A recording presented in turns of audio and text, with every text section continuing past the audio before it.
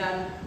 વિજ્ઞાનમાં પણ 3 ભાગ પડે છે: રાસાયણિક વિજ્ઞાન, ભૌતિક વિજ્ઞાન અને જીવ વિજ્ઞાન. એટલે કે કેમિસ્ટ્રી, ફિઝિક્સ એન્ડ બાયોલોજી. એમાં ફિઝિક્સ, ભૌતિક વિજ્ઞાન, જેનું 8મું ચેપ્ટર એટલે ગતિ. તો વિદ્યાર્થી મિત્રો, હજુ સુધી આપણી સ્કૂલની ચેનલને સબસ્ક્રાઇબ ન કરી હોય તો સબસ્ક્રાઇબ કરી દો, જેથી કરીને દરેક વિડિયોની નોટિફિકેશન તમને મળતી રહે.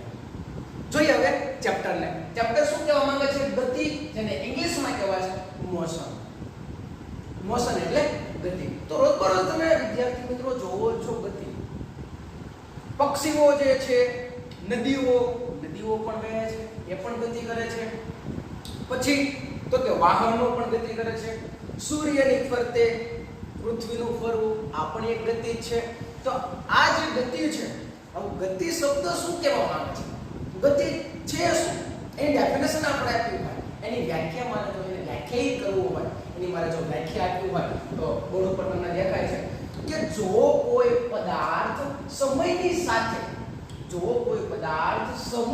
સાથે પોતાના સ્થાન બદલાવતો હોય તો તે પદાર્થ ગતિમાં છે.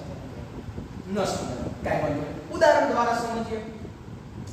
માની લો કે આપણી સ્કૂલની જે બસ છે, એ બસમાં તમે બેઠા છો. બસમાં તમે એક સીટ ઉપર બેઠા છો. હવે બસ જ્યારે બંધ એટલે કે ચાલુ નથી કરી રહી છે, બસ બંધ અવસ્થામાં છે, સ્થિર અવસ્થામાં છે. તમારી એક્ઝેક્ટ પાછળની સીટમાં પણ એક સ્ટુડન્ટ બેઠો છે. એ તમને અવલોકન કરે છે, તમને જુએ છે. તો તમે પણ સ્થિર છો, એ પણ સ્થિર દેખાશે. પાછળ જે બેઠેલો સ્ટુડન્ટ જે છે એ તમને જોવે છે, તમારું અવલોકન કરે છે. તમે કેવી સ્થિતિમાં દેખાશો? ગતિમાં કે સ્થિર? તો સ્થિર. હવે બસ જ્યારે ચાલુ કરું છું, બસ જ્યારે ચાલુ થાય છે અને બસ અમુક સ્પીડમાં આગળ વધે છે, આગળ જાય છે, ફરી પાછું એની એ જ પ્રોસેસ થાય છે. પાછળ બેઠેલો સ્ટુડન્ટ તમને જોવાનો પ્રયત્ન કરે છે, તમારું અવલોકન કરે છે, છતાં પણ તમે સ્થિર અવસ્થા. પણ રસ્તા ઉપર ઉભેલો કોઈ એક સ્ટુડન્ટ અથવા તો કોઈ એક વ્યક્તિ જ્યારે બસને જોશે, બસનું અવલોકન કરશે, તો એને બસ જે છે ગતિમાં લાગે છે, એને સ્થિર નથી. પણ બસમાં બેઠેલા વિદ્યાર્થી, બસમાં બેઠેલા સ્ટુડન્ટને તેઓ સ્થિર લાગે છે. એટલે કહેવાનો મીનિંગ એટલો છે વિદ્યાર્થી મિત્રો કે ગતિ જે છે એ સાપેક્ષ દર્શાવે છે. કોની સાપેક્ષ? સમયની સાથે એના સ્થાનમાં ફેરફાર થાય છે. હું એમ કહું, બસ જે છે સ્ટાર્ટિંગ 1 મિનિટમાં કંઈક અંતર કાપશે, પછીની 1 મિનિટમાં કંઈક અંતર કાપશે. શું થાય છે? સ્થાનમાં ફેરફાર થાય છે, ગતિ કરે છે. એટલે ખાસ ધ્યાન રાખજો વિદ્યાર્થી મિત્રો કે ઉભેલો જે વ્યક્તિ છે એ જો બસને જોવાનો પ્રયત્ન કરશે, એને જો અવલોકન કરશે, તો એને બસ ગતિમાં લાગે છે, બરોબર. પણ બસમાં જ બેઠેલો સ્ટુડન્ટ જો આગળના સ્ટુડન્ટને જોવાનો પ્રયત્ન કરશે તો એ સ્થિર લાગે છે, કારણ કે સાપેક્ષ ગતિની વાત થાય છે. એટલા માટે એની ડેફિનેશન આપણને એવી કીધી છે કે જો કોઈ પદાર્થ સમયની સાથે પોતાના સ્થાન બદલાવતો હોય તો તે પદાર્થ ગતિમાં છે, એમ કહેવાય. અને સાપેક્ષ દર્શાવે છે ગતિ. એટલે કોઈની તુલના કરવી પડશે, તમારે એની સાપેક્ષ દર્શાવવું પડશે, ત્યારે તમને ખબર પડશે કે આ પદાર્થ ગતિમાં છે. હું એમ કહું કે આ જે માર્કર જે છે એ અને એક સ્થાનથી બીજી જગ્યાએ લઈ ગયો, આ ગતિમાં છે, બરોબર. એટલે દરેક વસ્તુ જે છે એ કોના ઉપર ડિપેન્ડ હોય છે? ગતિમાં છે એમ કોના ઉપર ડિપેન્ડ હોય છે? તો કે સામેના વ્યક્તિ ઉપર, એટલે કે અવલોકનકાર. અવલોકન કરે એટલે શું? તો કે જે વ્યક્તિ અવલોકન કરે છે, અવલોકન કરતા એને અવલોકન કરે છે. એટલે કે જો કોઈ પદાર્થ સમયની સાથે પોતાના સ્થાન બદલાવતો હોય તો તે પદાર્થ ગતિમાં છે. જોઈએ હવે એના પછીનો પોઈન્ટ 8.1 ગતિ. તમારા ટેક્સ્ટ બુકમાં આપેલું છે 8.1 ગતિ. આપણે બે પોઈન્ટ ગતિમાં આવશે કે એક તો સૂર્યપથ પર ઉપર ગતિ અને એક પર ઘણા પ્રકારની ગતિ હોય છે. અમુક સીધી લાઈનમાં ગતિ કરતા હોય છે, અમુક વર્તુળાકાર ગતિ કરતા હશે. ચકડોળ તમે જો તો એની ગતિ કેવી હશે? વર્તુળાકાર હશે. બરાબર? કાર છે, ફોર વ્હીલ જે છે, ટુ વ્હીલર છે, એની ગતિ હશે કેવી હશે? સુરેખ પથ પર હશે. એટલે આ બે પોઈન્ટની આપણે અગાઉ ચર્ચા કરવાના છે કે સુરેખ પથ પર ગતિ એટલે શું અને વર્તુળાકાર ગતિ એટલે શું. પણ એની પહેલા આપણને આપેલું છે 8.1 ગતિનું વર્ણન. એમાં પણ આધાર કોને કહેવાય? આધાર તો કોઈ પદાર્થનું સ્થાન અને અંતર દર્શાવવા માટે કોઈ બિંદુ, કોઈ સ્થાન અને અંતર દર્શાવવા માટે, મારે કોઈ સ્થાન દર્શાવવું છે અથવા તો અંતર દર્શાવવા માટે કોઈ એક બિંદુની જરૂર પડે છે, એટલે કે આધારની જરૂર પડે છે. તે બિંદુને આધાર બિંદુ કહે છે. કેવી રીતે? હું તમને એક્ઝામ્પલ દ્વારા સમજાવું. હું તમને એમ કહું સ્ટુડન્ટ કે અમદાવાદ નજીક છે. તમે તરત પ્રશ્ન પૂછો ક્યાંથી? બરોબર? ક્યાંથી અમદાવાદ નજીક છે? કોઈ એક આધાર બિંદુ તો હોવું જોઈએ ને. અમેરિકાથી નજીક છે, રાજકોટથી નજીક છે, ગાંધીનગરથી નજીક થાય, વડોદરાથી નજીક થાય. એના માટે તમારે એક બિંદુ આપવો પડશે, તમારે એક આધાર આપવો પડશે. આ જગ્યાએથી અમદાવાદ નજીક થાય છે. બરોબર છે? એટલા માટે આપણે આધાર બિંદુની વાત કરી છે કે કોઈ પદાર્થનું સ્થાન અથવા અંતર દર્શાવે છે. બરોબર? હું એમ કહું કે અમદાવાદ 50 કિલોમીટર છે, પણ ક્યાંથી? આ પ્રશ્ન થશે. એ દર્શાવવા માટે આધાર બિંદુની જરૂર પડે છે. સ્થાન અને અંતર દર્શાવવા માટે કોઈ એક બિંદુ, એટલે કે આધાર, જેને કહેવાય છે આધાર બિંદુ. એટલે કે જો કોઈ પદાર્થનું સ્થાન અને અંતર દર્શાવવા માટે કોઈ બિંદુની જરૂર પડે, તે બિંદુને આધાર બિંદુ કહે છે. જો પદાર્થ કોઈ બિંદુએથી ગતિની શરૂઆત કરે તો તે બિંદુને ઉદ્ગમ બિંદુ કહેવાય છે. મારે રાજકોટથી ચોટીલા જવું છે. રાજકોટથી જવું છે. ક્યાંથી જવું છે? એટલે રાજકોટથી. તો રાજકોટ જે છે એ મારું ઉદ્ગમ બિંદુ થશે. જ્યાંથી શરૂઆત કરે છે રાજકોટથી ચોટીલા, તો રાજકોટથી જાય છે તો ક્યાંથી શરૂઆત કરે છે? એટલે રાજકોટથી. એટલે ઉદ્ગમ બિંદુ જે આવશે, ઓરિજિન પોઈન્ટ જે આવશે એ રાજકોટ આવશે. એટલે ખાસ ધ્યાન રાખજો કે જો કોઈ પદાર્થ બિંદુએથી ગતિની શરૂઆત કરે તો તે બિંદુને અથવા તો તે આધાર બિંદુને ઉદ્ગમ બિંદુ કહે છે, ઓરિજિન પોઈન્ટ કહે છે. બરોબર? એટલે ખાસ ધ્યાન રાખજો ગતિ એટલે શું અને આધાર બિંદુ એટલે શું. ગતિ એટલે શું? ફરીથી એક વાર રિપીટ કરીએ કે જો કોઈ પદાર્થ સમયની સાથે પોતાનું સ્થાન જે છે બદલાવતું હોય, જો કોઈ પદાર્થ સમયની સાથે પોતાનું સ્થાન બદલાવતું હોય તો તે પદાર્થ ગતિમાં છે તેમ કહેવાય. તો તે પદાર્થ ગતિમાં છે તેમ કહેવાય. આ ગતિની ડેફિનેશનની વાત છે, એની વ્યાખ્યાની વાત છે. એના પછી આધાર બિંદુની આપણે વાત કરીએ કે જો કોઈ પદાર્થનું સ્થાન અને અંતર દર્શાવવા માટે કોઈ એક બિંદુ અથવા તો કોઈ એક આધાર, બરોબર, જેને શું કહેવાય છે? આધાર બિંદુ કહેવાય છે. અને સ્ટાર્ટિંગ જ્યારે શરૂઆત તમે ક્યાંથી કરો છો એ તમારું શું થશે? ઉદ્ગમ બિંદુ થશે, ઓરિજિન પોઈન્ટ થશે. એના પછીનો નેક્સ્ટ આગળનો ટોપિક જોઈએ. એના પછીનો ટોપિક શું આપ્યો છે? તો કે અંતર અથવા તો પથ લંબાઈ. હવે વિદ્યાર્થી મિત્રો 2 માર્કનો પ્રશ્ન પૂછાય કે અંતર અને સ્થાનાંતર. અંતર અને સ્થાનાંતર બંનેનો તફાવત જણાવો. હવે ઘણા વિદ્યાર્થીઓને માઇન્ડમાં એક જ વસ્તુ ક્લિયર છે કે અંતર કે સ્થાનાંતર કે બંને વસ્તુ એક છે, પણ ના, બંને વસ્તુ અલગ છે.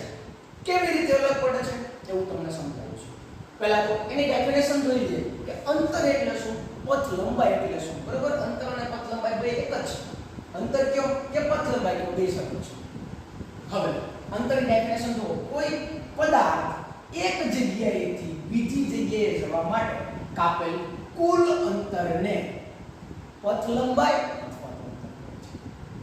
કોઈ એક પદાર્થ, માની લો હું આ જગ્યાએ ઊભો છું, આ જગ્યાએથી હું અંતર કાપું છું, બરાબર? કાપેલ કુલ અંતર, એક જગ્યાએથી બીજી જગ્યાએ જવા માટેનું કાપેલ કુલ અંતરને પથ લંબાઈ અથવા તો અંતર કહે છે.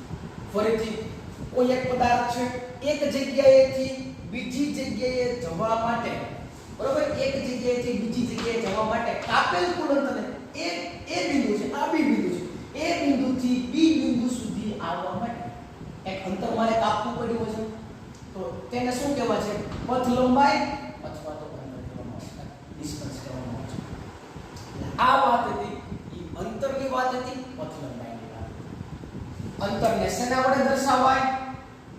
d વડે, ડિસ્ટન્સ. બરોબર? d વડે ડિસ્ટન્સ. અને એક તો એની ડેફિનેશન યાદ રાખવાની છે, શેના વડે દર્શાવાય અને તેનો એકમ. તેનો એકમ આવશે મીટર. હું કહું કે રાજકોટ થી ચોટીલા કેટલા કિલોમીટર? સપોઝ કે 50 કિલોમીટર છે. આપણે શું દર્શાવ્યું છે? મીટર અથવા કિલોમીટરમાં અંતર દર્શાવ્યું છે. કોઈ એમ કીધું કે રાજકોટ થી ચોટીલા જે છે 50 કિલોગ્રામ છે.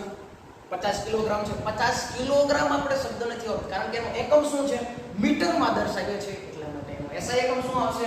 મીટર આવશે. ક્યારે આપણે એવું નથી કહેતા, બરોબર? ક્યારે એવું નથી કહેતા કે રાજકોટ થી ચોટીલા છે 50 કિલોગ્રામ છે. શું કહીએ છે? 50 કિલોમીટર છે. કિલોમીટર અથવા મીટરમાં એને દર્શાવવામાં આવશે. ખાસ યાદ એની ડેફિનેશન યાદ રાખવાની છે, શેના વડે દર્શાવાય અને એનો એસઆઈ એકમ. આ ત્રણ વસ્તુ ખાસ યાદ રાખજો.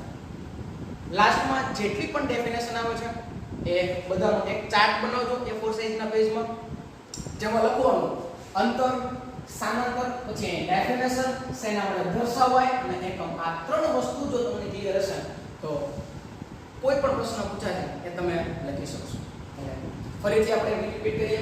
અંતર એટલે શું? તો કે કોઈ પદાર્થ એક જગ્યાએથી બીજી જગ્યાએ જવા માટે કાપેલ અંતરને, કાપેલ કુલ અંતરને પથ લંબાઈ અથવા તો અંતર કહે છે, જેને d વડે દર્શાવે છે. એનો એસઆઈ એકમ મીટર છે અથવા કિલોમીટર છે. એના પછી આવે છે નેક્સ્ટ સ્થાનાંતર. સ્થાનાંતર એટલે શું? તો કે સ્થાનમાં થતો ફેરફાર. સ્થાનમાં થતો ફેરફાર એટલે સ્થાનાંતર. એની ડેફિનેશન આપણે આપીએ તો શું કહી શકાય? કોઈ પદાર્થ એક સ્થાનેથી બીજા સ્થાને જવા માટે, કોઈ એક પદાર્થ એક સ્થાનેથી બીજા સ્થાને જવા માટે ચોક્કસ દિશામાં કાપેલા લઘુત્તમ અંતરને તે પદાર્થનું કરેલો સ્થાનાંતર કહે છે. ન સમજાય ઉદાહરણ દ્વારા સમજો. કોઈ એક પદાર્થ છે, આ જગ્યાએ માની લો કે આ એક પદાર્થ છે, આ જગ્યાએથી શું કરે છે? એ અંતર કાપે છે, આ જગ્યા સુધી પહોંચે છે. ફરી પાછો આટલું અંતર કાપે છે. બરોબર? જે જગ્યાએથી એનું ઉદ્ગમ બિંદુ હતું ત્યાંથી ઉપડી અને આ સી બિંદુ સુધી પહોંચે છે. સી બિંદુથી આ બી બિંદુ સુધી આવે છે. એ બિંદુ સુધી પહોંચતો નથી. તો એનું સ્થાનાંતર કેટલું થશે? તો કે a થી c + bc એવું નહીં થાય. જોઈએ આકૃતિ દ્વારા અત્યારે વધારે મજા આવશે. સ્થાનાંતર એટલે શું કહેવા માંગુ છું? તો એક માની લો આ a છે, આ b અને આ c. ત્રણ બિંદુ છે, ત્રણ પોઈન્ટ છે. એ બિંદુએથી એક પદાર્થ અંતર કાપે છે, બી બિંદુએથી પસાર થઈ અને સી બિંદુ ઉપર આવે છે અને ફરી પાછો રિટર્ન એના એ જ રસ્તે ફરી અને બી બિંદુ ઉપર સ્થિર થાય છે. તો એનું સ્થાનાંતર કેટલું થયું હશે? a થી b, a થી c આવે છે, ફરી પાછો b સુધી આવે છે. એનું સ્થાન કેટલું થયું છે? તો કે લઘુત્તમ અંતર જે જગ્યાએથી સ્થાનાંતર કરે છે ત્યાંથી તમારે અંતર લેવાનું છે ને એ કેવું હશે? લઘુત્તમ અંતર હશે. એટલે તમારું સ્થાનાંતર કેટલું કહેવાશે? ab જેટલું કહેવાય. પણ જો અંતર પૂછવામાં આવે તો અંતર કેટલું હોય? તો કે ab + bc આખે આખું ac અને + bc. હમણાં આકૃતિ દ્વારા સમજશું ત્યારે વધારે મજા આવશે. શું કહેવા માંગે છે? એટલે સ્થાનાંતર એટલે શું છે? તો કે જે જગ્યાએથી કોઈ એક પદાર્થ ઉપડે છે, બરોબર, તો એ જગ્યાએથી સ્થાનમાં ફેરફાર કરે છે, અંતર કાપ્યો છે, તો તે જગ્યાએથી લઘુત્તમ જે અંતર હોય, લઘુત્તમ હોય તો આ a બિંદુથી માર c બિંદુ છે, ફરી પાછો રિટર્ન થઈ અને b બિંદુ સુધી આવે છે, તો લઘુત્તમ અંતર કેવું થાય છે? a થી આમ ફરી c સુધી જાય, પછી b સુધી જાય. a નજીક થાય કે a થી b નજીક થાય? તો તમે કહેશો ડાયરેક્ટ a થી b નજીક થાય. એટલા માટે સ્થાનાંતર જે છે એટલા માટે શબ્દ વાપરેલો છે કે લઘુત્તમ અંતરને તે પદાર્થે કરેલું સ્થાનાંતર. ખાસ યાદ રાખજો વિદ્યાર્થી મિત્રો કે કોઈ પદાર્થ એક સ્થાનેથી બીજા સ્થાને જવા માટે ચોક્કસ દિશામાં આવી રીતે આમ ફરીને, બરોબર, સીધી ચોક્કસ દિશામાં કાપેલા લઘુત્તમ અંતરને તે પદાર્થનું કરેલું સ્થાનાંતર કહે છે.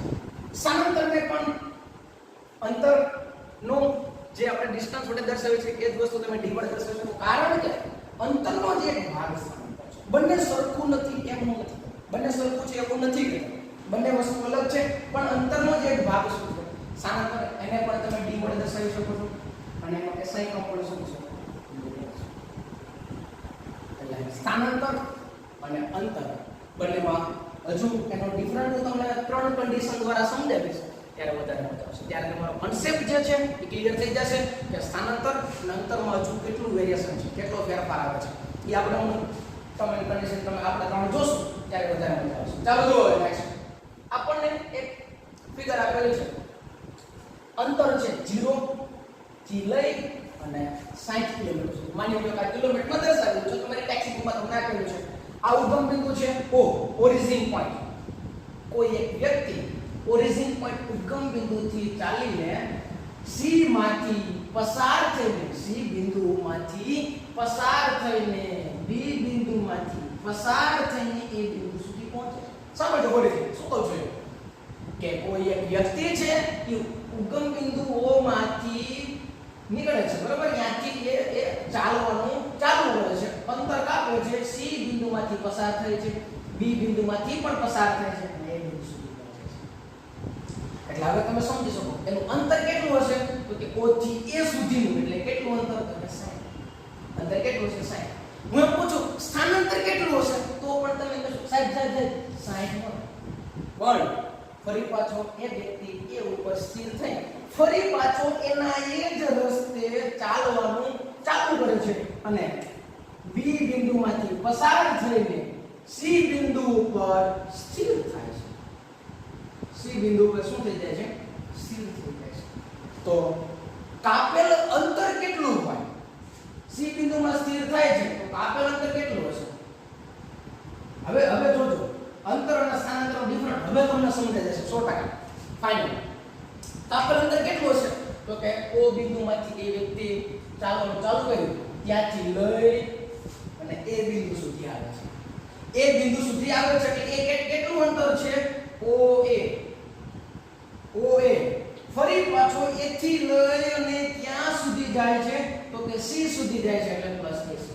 એને કેટલું અંતર કાપ્યું હોય તો કે 0 થી લઈ અને 60. 0 થી લઈ અને 60 અને A થી C સુધીનું અંતર, A થી C સુધીનું અંતર એટલે તમે તરત કહેશો સાહેબ 25 પણ 25 નો શું કામ ન આવે એવું તમને A થી C સુધીનું તમારે અંતર માપવું છે તો વચ્ચેનો તમે ડિસ્ટન્સ જો વચ્ચેનો ગેપ જો કેટલાનો છે 5 કિલોમીટરનો.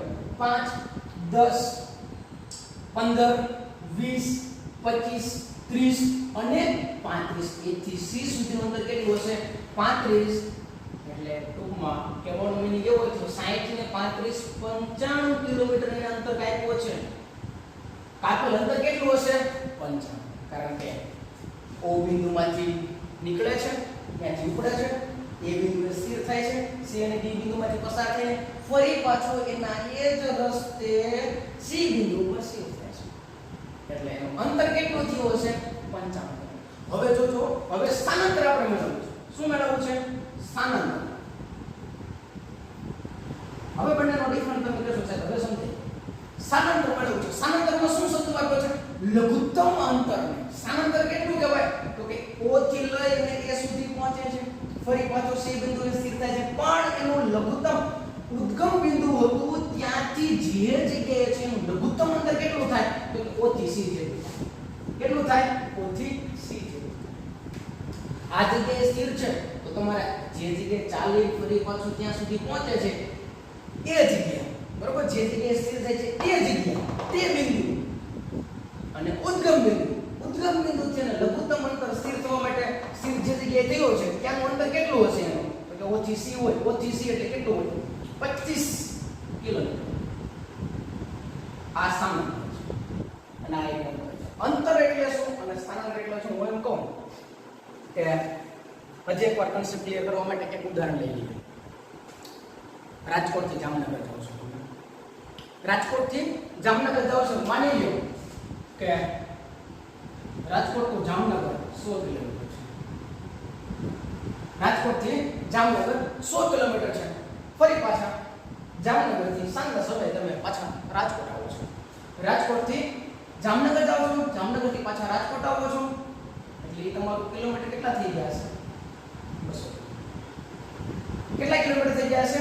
200 કિલોમીટર, કારણ કે ત્યાંથી જાઓ છો અને ફરી પાછા રાજકોટ આવો છો. આ તમારું છે અંતર. પણ જો સ્થાનાંતરની વાત કરવામાં આવે, સ્થાનાંતર કેટલું છે? રાજકોટથી તમે જાઓ છો જામનગર, જામનગરથી ફરી પાછા રાજકોટ આવો છો એટલે તમારું સ્થાનાંતર 0 થઈ ગયું. જે બિંદુએ ઉદ્ગમ બિંદુ છે ફરી પાછા તમે ઉદ્ગમ બિંદુએ જ પહોંચો છો ત્યાં તમારું સ્થાનાંતર 0 થઈ જાય છે. ત્યાં તમારું સ્થાનાંતર 0 થઈ જાય છે. આ સ્થાનાંતર છે, આ અંતર છે, આ આટલો ડિફરન્સ છે, આટલો વેરિએશન છે. એટલે હવે હું તમને ત્રણ કન્ડિશન સમજાવું. સ્થાનાંતર, બરાબર, અને અંતર. અંતર કઈ હોય? માની લો કે x અંતર છે, કોઈ એક વ્યક્તિ x અંતર કાપે છે, બરાબર, તો એનું સ્થાનાંતર 0 હોઈ શકે? 0 હોઈ શકે કે શું? એનું અંતર x કિલોમીટર છે. કોઈ એક વ્યક્તિ x કિલોમીટર અહીંથી લઈ અને ફરી પાછો હું x કિલોમીટર અંતર કાપું છું. માની લો કે x કિલોમીટર અંતર થયું. જે જગ્યાએથી હું આ મારું ઉદ્ગમ બિંદુ છે, સાંભળજો, આ મારું ઉદ્ગમ બિંદુ છે, હું એક જગ્યાએ કોઈ એક બી બિંદુ સુધી પહોંચું છું, ફરી પાછો એના એક રસ્તે પાછો ફરું છું, ફરી પાછો ઉદ્ગમ બિંદુએ પહોંચું છું, એટલે એ મારું શું થઈ ગયું છે? કાપેલ અંતર a થી લઈને b સુધીનું અને b થી ફરી પાછો ઉદ્ગમ બિંદુ સુધીનું બંનેનો સરવાળો.